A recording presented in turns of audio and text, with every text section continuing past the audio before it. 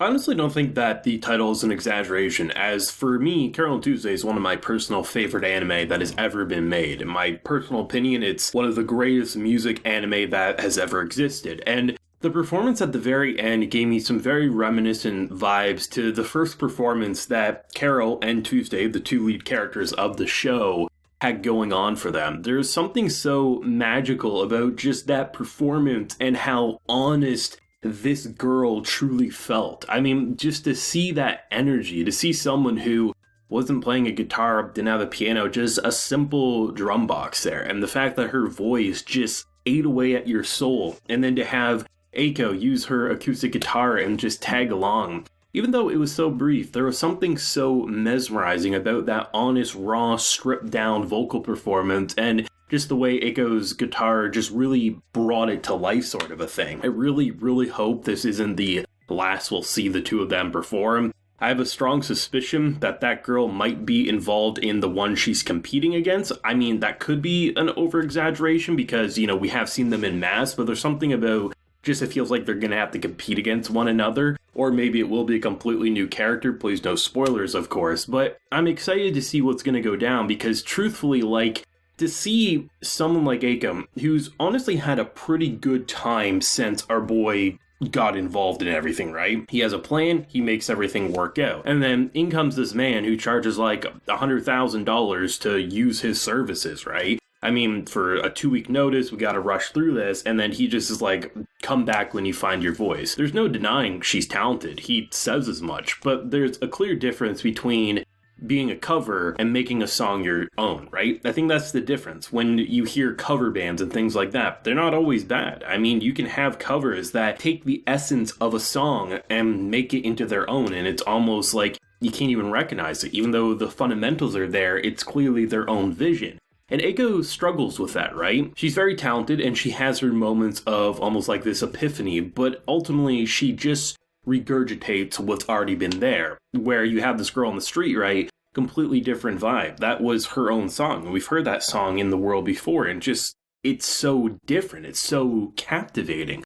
And I think that that's exactly what she needed. And it's hard to say with Kongming how far he planned to head, because the idea of him performing or getting a performance sheet so that she could do something on the street there, I doubt at the same time, I don't even want to say that because I have a feeling he's seen her on the street before, knows she doesn't have a permit, and then in return made sure that she had the permit so she would bump into someone who had her own voice. So that actually seems more likely. I was going to say there's no way he didn't plan that, but of course he did because it is him, of course. Look at just the way he got Koumei to, get the drink, fix his stomach, get all the confidence and stuff. This man plans 20 steps ahead, so I'm not even going to say he didn't plan that. He 100% spotted that girl on the street, got her own contract so that she could perform on the street, and when she was down in her dumps, knew she would get kicked out of the recording studio, would bump into someone who would teach her how to find her own voice. This man's planning 20 steps ahead. Of course he figured that out.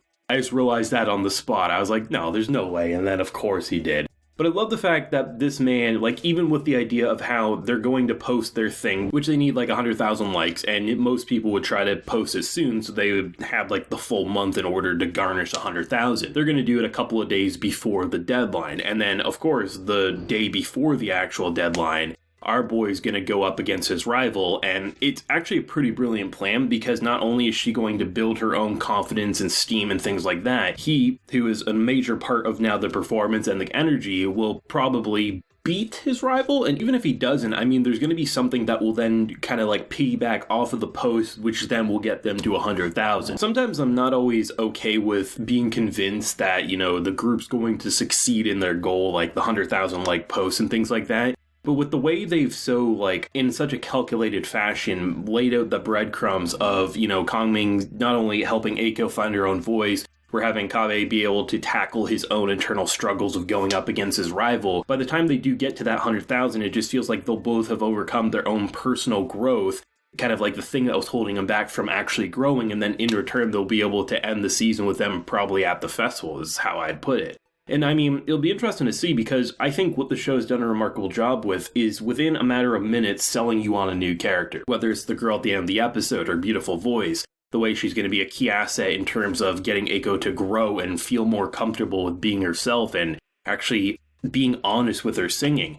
you have, of course, Koumei with the previous episodes just immediately selling me on his skills and his personal struggles. But I think even just looking at the man who's doing, like, the mixing and everything, like, this dude, he's high energy, he's wild, he sits like L. Like, there's just a lot of different things with him. And even though he comes across a bit arrogant, like he's a know-it-all, you can tell that's not all for show. He's confident because he has the experience, and there's no way that our boy would have picked him unless him being such a hard ass is exactly what she needed, because he could record her, he could make a nice sounding song, but is that song going to be forgotten in a week's time? Absolutely, because more and more songs will be released. But if she finds some way to take even covers or her own songs and make it into something that seeps into your soul the same way she feels about her idol, then that song will be around for a year's time rather than a week's, right? I think that's what gets this show so great, is that coming off of arguably the best episode last week with that rap battle, I mean, to come into an episode like this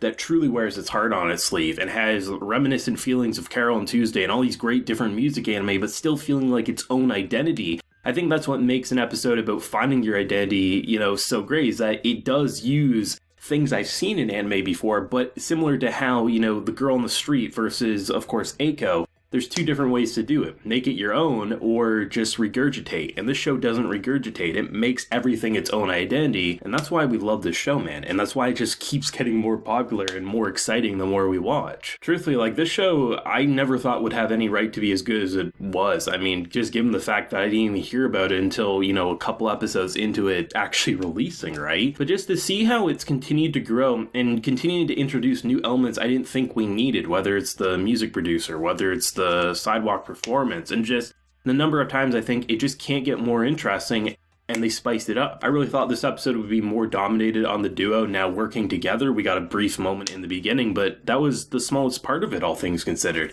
They actually separated these two after bringing them together because they still have their own things to deal with, and that's how you know you have a confident production here. I just really hope this won't be a one and done season, because even though I think what they're building up will be a satisfying stopping point for the end of what season one's going to do, because most likely we're going to end on the performance at the festival. I think there's so much character and story still left to tell that I really hope this won't be the first and last that PA Works does for a manga adaptation, because they're typically known for making their originals and ending it the way they do. Whether people like the endings or not, I mean, they do end, right? So to see something like this, it'll be interesting, because this one really does feel like I really hope we get at least one more core, because clearly that's how much more I can see really elevating this show before maybe even giving it that anime original ending, or ending it in an open-ended fashion sort of a thing. But yeah, this is great. I mean, I still think last week's the best episode, but this one is honestly a very close second for me, if you ask me. But thoughts if you have any. What do you think's going to happen now with the new characters, the new dilemmas? How do you think they're going to get to 100,000 likes? Let me know down below. Leave a like if you enjoyed, and subscribe if you're new around here. Till next time, everyone, please take care and have a good one.